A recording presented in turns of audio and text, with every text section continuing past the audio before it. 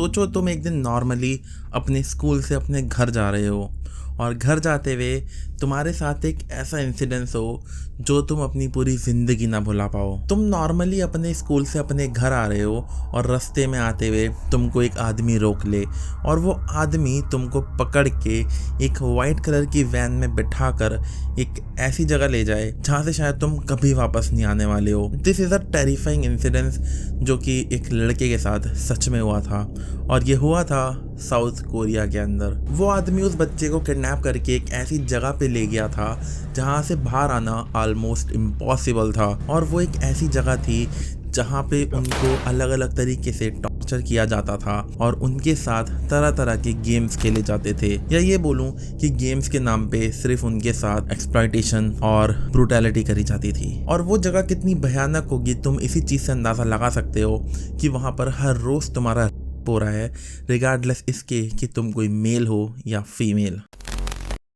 ये जो सिनेरियो मैंने तुमको अभी बताया ये एक ट्रू स्टोरी है, ये एक ट्रू इंसिडेंस है जो कि इस लड़के के साथ हुआ था जिसका नाम है हान। This is the true story of squid games. I believe कि तुमने ये सीरीज़ तो ज़रूर देखी होगी क्योंकि ये नेटफ्लिक्स की one of the most famous series है एंड ये देखने में इतनी ज़्यादा रियलिस्टिक लगती है कि मानो ये जो स्क्विड गेम्स का कॉन्सेप्ट है ये सच में एग्जिस्ट करता है। बट जब ये बात उसके राइटर से पूछी जाती है जिसने ये सीरीज़ को लिखा है तो वो बोलते हैं कि इसका रियलिटी से कोई लेना देना नहीं है, जो कि काफ़ी ज़्यादा अजीब है क्योंकि इस वीडियो के एंड होने तक तुम ये सारी बातें जान जाओगे कि किस तरीके से ये जो मैं तुम्हें स्टोरी बताने वाला हूँ ये स्क्विड गेम से रेजोनेट करती है। ये कितनी ज़्यादा सिमिलर या ये बोलूँ कि एग्जैक्ट कॉपीड है फ्रॉम दैट कंसेप्ट। और तुमको ये जानकर भी हैरानी नहीं होगी कि जब उसके राइटर ने ये स्टोरी लिखी थी तो किसी भी साउथ कोरिया के मीडिया पब्लिकेशन ने इसको पब्लिश करने से मना कर दिया था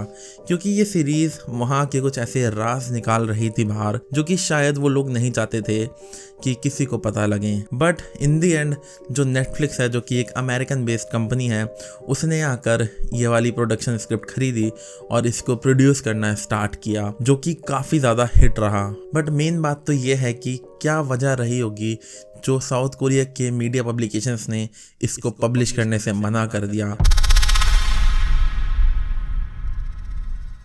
ब्रदर्स होम एक ऐसी फैसिलिटी जो कि साउथ कोरिया की गवर्नमेंट ने बिल्ड करी थी ताकि वो वहाँ पे ऐसे लोगों को रख सके जो कि होमलेस है या बेगर्स हैं। गवर्नमेंट का कहना था कि ये एक रिहैब सेंटर है जहाँ पे ये इन लोगों को रख कर एक ऐसी ज़िंदगी देंगे जो इनकी करंट ज़िंदगी से काफ़ी ज़्यादा बेहतर होगी। बट मैं तुमको बता दूँ कि जो ये ब्रदर्स होम था ये सिर्फ एक टॉर्चर डिटेंशन कैंप था, इससे ज़्यादा कुछ भी नहीं। गवर्नमेंट ने इसको एक रिहैब के नाम से प्रमोट तो ज़रूर किया था बट ये सिर्फ एक टॉर्चर डिटेंशन कैंप था जहाँ पे लोगों के साथ टॉर्चर किए जाते थे, लोगों को फिजिकली लेबर में धक्का दिया जाता था और लोगों से फ्री लेबर्स कराई जाती थी एंड साथ ही साथ उनके साथ इतनी ब्रूटल हरकतें करी जाती थी जिसका तुम और मैं अंदाज़ा भी नहीं लगा सकते। हान जो कि इस स्टोरी का एक प्राइम विक्टिम है और जब वो इस ब्रदर स्कैम का विक्टिम बना तो वो सिर्फ 9 साल का था। एक दिन हान अपने स्कूल से अपने घर जा रहा होता है नॉर्मली जैसे वो हर रोज जाता है, बट उस दिन उसके हाथ में एक ब्रेड का पीस होता है जो कि उसके स्कूल से मिला होता है। वो आधा खाया हुआ ब्रेड का पीस होता है जिसको हान आधा पहले ही खा चुका होता है और वो आधा बचा हुआ अपने घर लेकर जा रहा होता है। बट बीच रास्ते में ही एक आदमी उसको रोकता है और उसका हाथ पकड़ लेता है जब हान उसको खाने लगता है एंड फिर वो आदमी हान से क्वेश्चन करता है कि ये जो ब्रेड का पीस है वो तुमने कहाँ से चुराया। हान कहता है this is my schools left over, but वो आदमी इस बात को मानने को तैयार ही नहीं होता। वो आदमी हान से अगेन क्वेश्चन करता है और ये जो आर्ग्यूमेंट होती है पूछने की वो आदमी हर स्टेप के साथ और ज्यादा अग्रेसिव होता रहता है और वो इससे 4, 5, 6 बार पूछता है कि ये ब्रेड का पीस तुम्हारे पास कहाँ से आया, ये तुमने रास्ते में एक दुकान से चुराया है ना। हान उससे बोलता है कि नहीं ये मैंने नहीं चुराया, बट वो आदमी उससे ज़बरदस्ती ये बुलवाना चाह रहा होता है कि हान ने ये पीस चुराया है। और जैसा कि हर स्टेप के साथ वो आदमी और ज़्यादा एग्रेसिव होता है तो एक पॉइंट ऐसा आता है जब वो अपनी जेब से एक लाइटर निकालता है और वो उस लाइटर को लिट अप करता है और वो उसको हान के टेस्टिकल्स के नीचे लगा देता है, एक चलता हुआ फ्लेमिंग लाइटर। एंड उसके बाद हान से पूछता है क्या ये ब्रेड तुमने रास्ते में एक दुकान से चुराया है। तो हान उसको जवाब देता है हाँ ये उसने चुराया है। हान एक्सेप्ट कर लेता है कि उसने ये चुराया है, हालांकि उसने वो चुराया नहीं होता। अब हान को ऐसा इसलिए करना पड़ता है क्योंकि अब ब्रुटैलिटी उसके साथ काफ़ी ज़्यादा बढ़ गई थी। एक 9 साल का बच्चा उसके साथ ये सब हो रहा था ताकि उसे बुलवाया जा सके कि ये जो ब्रेड का पीस है वो उसने सिर्फ चुराया है। एंड जैसा ही हान एक्सेप्ट करता है कि ये ब्रेड का पीस उसने चुराया है, जो कि उसने चुराया भी नहीं होता, उसके बाद एक वाइट वैन वहाँ पर आती है जिसके अंदर हान के जैसे ही मल्टीपल बच्चे होते हैं। और वो आदमी हान को भी ज़बरदस्ती उस वैन के अंदर धकेलता है और फिर वो वैन वहाँ से, जिस सिटी से उसने हान को उस वैन के अंदर रखा था, वो वहाँ से 400 किलोमीटर दूर जाती है बुसान के अंदर बने ब्रदर्स कैंप में। ये जो ब्रदर्स होम का कॉन्सेप्ट था ये काफ़ी ज़्यादा ब्रूटल था, वो अभी हम जानेंगे कि कैसे था। बट ये सब जो भी हो रहा था, ये हो रहा था समर ओलंपिक्स की वजह से। साउथ कोरिया की जो कैपिटल है सोल, वहाँ पे एक समर ओलंपिक ऑर्गेनाइज होने वाला था जो कि वहाँ का पहला ओलंपिक था। अब इसको देखते हुए गवर्नमेंट ये चाहती थी कि जितने भी टूरिस्ट उसके देश में आएँ और ये ओलंपिक ज्वाइन करें, वो ये ना देखें कि हमारी रोड्स पे, हमारे गलियों में कितने ज़्यादा बेगर्स और कितने ज़्यादा होमलेस पीपल हैं। दैट इज़ वाई गवर्नमेंट को ये आइडिया आया एंड उन्होंने ब्रदर्स कैंप को इस्टेब्लिश किया। गवर्नमेंट चाहती थी कि वो इन सब चीज़ों को, इन सारे लोगों को कवर अप कर सके, इसलिए उन्होंने ऐसा किया। एंड उस ब्रदर्स होम को गवर्नमेंट ने नाम दिया एक रिहैब सेंटर का, जहाँ पे वो लोगों को एक अच्छी ज़िंदगी देने का वादा करते थे। बट शायद जिनको ब्रदर्स होम चलाने की जिम्मेदारी दी गई थी उनका प्लान ही कुछ और था, या यूँ बोलें कि गवर्नमेंट का ही प्लान कुछ और था जो कि शायद किसी को भी नहीं पता था उस टाइम पर। हान बताता है कि जब वो लोग उनको उठाकर वहाँ से एक दूसरी जगह पे ट्रांसपोर्ट कर रहे थे तो वो रास्ता बहुत ही गड्ढों भरा था। वो रास्ता काफ़ी ज़्यादा ऑफ रोडेड था क्योंकि बहुत ज़्यादा जर्क महसूस हो रहे थे उस वैन के अंदर हान को। एंड हान बताता है कि जब वो लोग वहाँ पर पहुँच जाते हैं, पहुँचने के बाद जैसे ही वैन का गेट खुलता है तो बाहर गार्ड्स खड़े होते हैं। गार्ड्स के पास वेपन्स होते हैं फॉर सेल्फ डिफेंस, और ताकि वो अपनी कंट्रोल शो कर पाएँ उन बच्चों पे या उन लोगों पे जिनको वैन्स के अंदर भर के लाया गया है। उन गार्ड्स के हाथ में होते हैं वुडन बैट्स, उनके हाथ में होती हैं लोहे की रॉड्स और ऐसे ही वेपन्स जिसकी मदद से वो किसी को भी बहुत सीरियस इंजरी पहुंचा सकते हैं। गार्ड ज़बरदस्ती करके उन बच्चों को जो हान के साथ वहां पर आए हैं और बाकी वैन्स में जो लोग हैं उन सबको एक एक करके वहां पे उतारते हैं और उस फैसिलिटी के अंदर ले जाने लगते हैं। और जो भी उनकी बातों को रेजिस्ट कर रहा होता है वो शिकार होता है ब्रुटैलिटी का, या तो वो उनसे पिट रहा होता है बहुत बुरी तरीके से, या उसके साथ कुछ ऐसा हो रहा होता है जो सच में बहुत ब्रूटल है। वो जो फैसिलिटी होती है वो एक बहुत ही सेल टाइप स्ट्रक्चर में बनी होती है। जिस तरीके से जेल्स बनाए जाते हैं वो फैसिलिटी काफ़ी ज़्यादा आइसोलेटेड होती है। उसके अंदर अलग अलग चेम्बर्स बने होते हैं जैसे जेल सेल्स होते हैं, और उसके बाहर कंक्रीट की बहुत ऊंची ऊंची वॉल्स होती हैं जिनके ऊपर बहुत ही तगड़ी फेंसिंग लगी हुई होती है, जिसको क्रॉस करना एक नॉर्मल आदमी के लिए ऑलमोस्ट इम्पॉसिबल है। और ये जो फैसिलिटी होती है इसको रन कर रहा होता है पार्क एंड पार्क के इन लॉज, ये सब मिलके इस फैसिलिटी को रन कर रहे होते हैं। वो फैसिलिटी जिस तरीके से वर्क करती है उनको बोला जाता है पल्टन्स। जिस तरीके से तुमने आर्मी के अंदर पल्टन्स देखी होंगी जहाँ पे एक ग्रुप ऑफ पीपल होता है और उनका एक लीडर होता है, सेम उसी तरीके की हायरार्की इसके अंदर यूज करी जाती थी। जैसा कि तुमने स्क्विड गेम्स में देखा है सेम वैसे ही एक पल्टन में अराउंड 100 मेंबर्स होते थे और उनका एक लीडर होता था जो कि उन सबको लीड करता था। एंड वहाँ का जो रूटीन था वो एक आर्मी लाइक रूटीन था। एक आर्मी लाइक रूटीन जिस तरीके से आर्मी में किया जाता है तो मैं वहाँ पे बहुत ज्यादा डिसिप्लिन मेजर्स फॉलो करने हैं, सेम वैसे ही जैसा आर्मी में होता है। और अगर तुम उन चीजों को फॉलो नहीं करते तो तुमको बहुत बुरी बुरी पनिशमेंट झेलने को मिलती थी, और वो पनिशमेंट इतनी ज्यादा ब्रूटल और एग्रेसिव होती थी कि some time it leads to death. अब उस फैसिलिटी में जाने के बाद इन लोगों को एक ट्रैक सूट मिलता है जो कि इनको पहन के रखना होता है 24/7 फॉर द 365 डेज। यस, पूरे साल सेम आउटफिट, और सिर्फ एक ही पेयर इनको मिलता था, सिर्फ एक। एंड मैं तुमको बता दूं कि साउथ कोरिया जो है वो इतना ठंडा देश है कि जब वहाँ पे ठंड पड़ती है तो टेम्परेचर ऑलमोस्ट -20 डिग्री तक गिरता है, और उस ठंड में भी इनको वही कपड़े पहनने होते थे थ्रू आउट द ईयर। अब बात करें उस फैसिलिटी की, तो फैसिलिटी पूरी तरीके से बनी हुई नहीं थी। वो हाफ कंस्ट्रक्शन था जो गवर्नमेंट ने उनको करके दिया था। जस्ट वो जेल सेल के स्ट्रक्चर्स गवर्नमेंट ने बनाए थे और वो वॉल्स गवर्नमेंट ने बनाई थी। उसके अलावा अंदर बहुत सारा एम्प्टी लैंड था जिसको पार्क और उसके इन-लॉज ने यूटिलाइज करने का सोचा एंड उस फैसिलिटी को अच्छे से बिल्ड किया बाय यूजिंग फ्री लेबर्स। हाँ, वही लोग जो यहाँ पर लाए गए थे। यहाँ के मैनेजमेंट ने ये ऑर्डर दिए कि जो लोग हैं वो वहाँ पर काम करेंगे और इस फैसिलिटी को और बिल्ड करेंगे।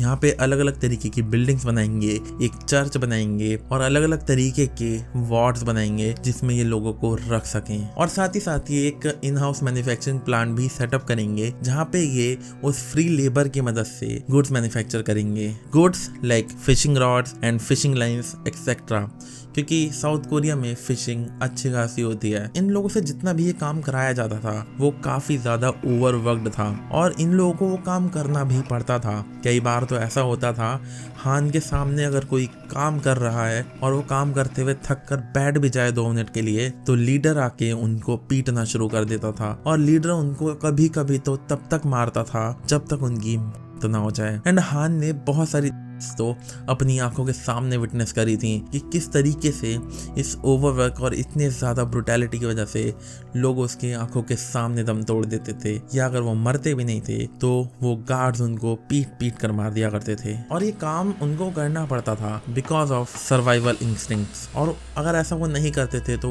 गार्ड्स उनको बहुत ब्रूटली मारते थे और उनकी ऐसी हालत कर देते थे जो शायद मरने से भी बदतर है। और इसके साथ ही साथ उन लोगों के साथ जो वहाँ पे काम करते थे उनके साथ ऑलमोस्ट डेली होते थे, almost every night for the years. वो इतने ज्यादा ब्रूटल थे कि दे विल यू रिगार्डलेस इसके कि तुम कोई मेल हो या फीमेल।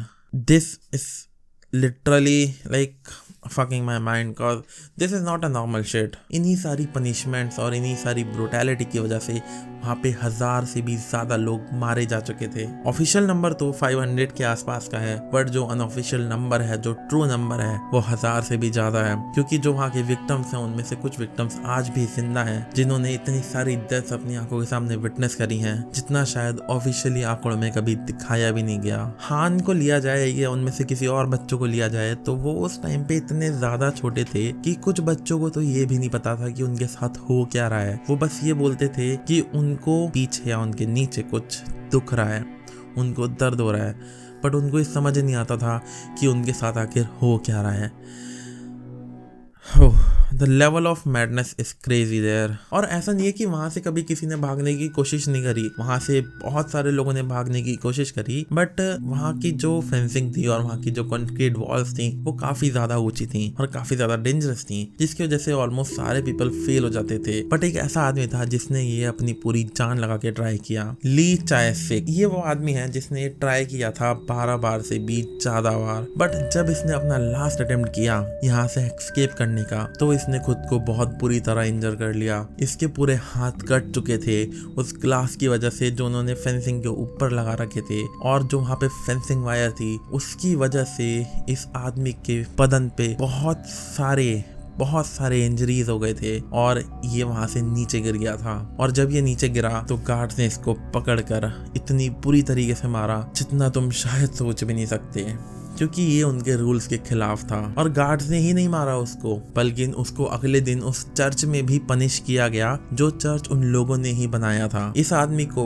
गार्ड्स अगले दिन उस चर्च में ले गए और उस चर्च का जो पैस्टर होता है, मतलब उस चर्च का जो पुजारी होता है, वो आकर पनिशमेंट सुनाता है इस आदमी को। वो ली को पनिशमेंट सुना रहा होता है और साथ ही साथ वर्बली बहुत ब्रूटल अब्यूज कर रहा होता है। और ये सब हो रहा होता है उन्हीं हजारों लोगों के सामने जो कि उस चर्च में बैठे होते हैं। और इसी के साथ साथ वो उसको पनिश भी करता है, वहां पे उसको पंच भी मारता है, उसको बहुत ब्रूटली उस स्टेज पे मारता है जो चर्च के अंदर प्रेजेंट होती है। एंड ये तो हुई चर्च की पनिशमेंट। एंड इस पनिशमेंट के बाद वो जो इन लॉ होता है पाक का, जो कि पेस्टर भी होता है अनफॉर्चुनेटली उस चर्च का, वो गार्ड्स को गाइड करता है कि इस चर्च की कॉन्फ्रेंस खत्म होने के बाद तुम इस आदमी को पनिशमेंट दोगे वो भी बहुत ज़्यादा अच्छे से, जो कि और ब्रूटल है। ऑलमोस्ट तीसरी बार था कि वो एक गलती की वजह से पिट रहा था, वो भी बहुत ब्रूटली हर बार। जो फैसिलिटी थी वहाँ पे अलग अलग तरीके के गेम्स भी होते थे वहाँ पे उन बच्चों के साथ या उन लोगों के साथ जो वहाँ पे लाए गए थे, क्योंकि वहाँ पे हर एज ग्रुप के, हर तरह के बच्चे, बड़े बूढ़े सब थे, क्योंकि ये लोग जो थे वो रोड पर से किसी को भी उठा ला रहे थे। गवर्नमेंट का तो ये मोटिव था कि सिर्फ होमलेस और बेगर्स को ही उठाया जाएगा रोड पे से, बट जो उनके रिक्रूटर थे वो किसी को भी वहां से उठा ले रहे थे और उस फैसिलिटी के अंदर ले आ रहे थे। क्योंकि हान भी जो था वो कोई होमलेस बच्चा नहीं था, वो एक नॉर्मल बच्चा था जो अपने स्कूल से अपने घर जा रहा था, बट स्टिल हान उस फैसिलिटी में था इन्हीं लोगों की वजह से जो बिना सोचे समझे सभी को यहाँ उठा के ले आए थे। और ये उन्हीं लोगों के साथ तरह तरह के गेम्स खेलते थे। वो गेम्स मेरे को तो समझ में नहीं आए क्योंकि वो शायद थोड़े अजीब होंगे, बट उनमें से एक गेम है जिसका नाम है मोटर व्हीकल गेम। इस गेम के डिस्क्रिप्शन के बारे में तो मेरे को नहीं पता कि ये किस तरीके से खेला जाता था या क्या होता था, बट ये गेम खेलते समय एक विक्टिम जो था उसका दांत टूट जाता है एक गार्ड की गलती की वजह से। तुमने कभी अगर डेंटल पेन फेस किया है या लाइफ में कभी करोगे तो मैं तुमको बता दूं दैट वो बहुत ज़्यादा ब्रूटल होता है, और एक दांत इस तरीके से इंजरी की वजह से टूट जाना एक बहुत ब्रूटल शिट है। और जब ऐसा होता है तो तुम सोच भी नहीं सकते कि इसको देखकर उन गार्ड ने क्या बोला। 그 형들이 뭐라 하냐면 또 난다 뽑으면 된다। गार्ड सेड कि इसको तुम बाहर निकालो और बाकी के बचे हुए हम बाहर निकालेंगे। गार्ड ने लिटरली उस आदमी के एक एक दांत पे स्ट्रिंग बांधी और सारे दांत एक एक करके पुल आउट कर लिए और उसको टीथलेस बना दिया। 이빨이 하나도 없어요। इसके अलावा वहाँ पे एक और गेम होता था जो कि किसी को कोई गलती करने पर मिलता था या उसके साथ खेला जाता था। इस गेम का नाम है हिरोशिमा सेशन। एक बच्चा एक बार फ्लोर पे फूड गिरा देता है और ये उसके पलटन का लीडर देख लेता है, और जब वो देख लेता है तो वो उसको सजा देता है, और सजा में होता है हिरोशिमा सेशन। ये एक ऐसा सेशन होता है जहाँ पे उनको उनके बेड से अपसाइड डाउन लटकाया जाता है ताकि उनका जो ब्लड फ्लो है वो उनके ब्रेन में ज्यादा जाए और उनके लेग्स में ना रह पाए, और इसकी वजह से उनको साइकोलॉजिकली, उनको मेंटली काफी ज्यादा दर्द मिलता था, और ये फिजिकली भी काफी ज्यादा टफ था। तुम देख सकते हो these are the true pictures जो वहाँ के विक्टिम्स ने बनाई हैं, ये सब डेमोन्स्ट्रेट करने के लिए कि वहाँ पे सब कैसे वर्क करता था। और अगर तुम सोच रहे हो कि ये सेशन जो होता था वो शायद 15 मिनट के लिए होता होगा या आधे घंटे के लिए होता होगा, तो नहीं, ये सेशन होता था सुबह से लेके रात तक, और ये सेशन जब तक होता था जब तक कोई इस पोजीशन से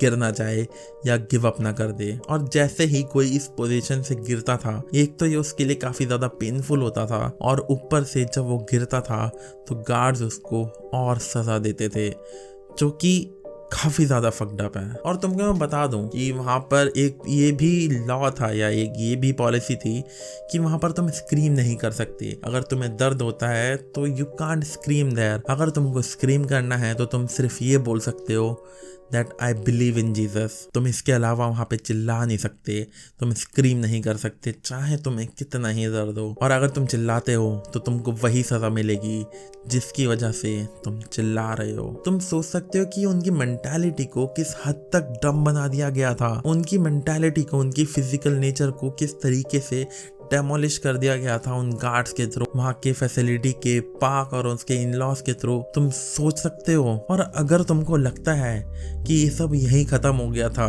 और इससे बुरा आखिर हो ही क्या सकता है, तो मैं तुमको बता दूं इससे भी ज्यादा बुरा अभी बाकी है।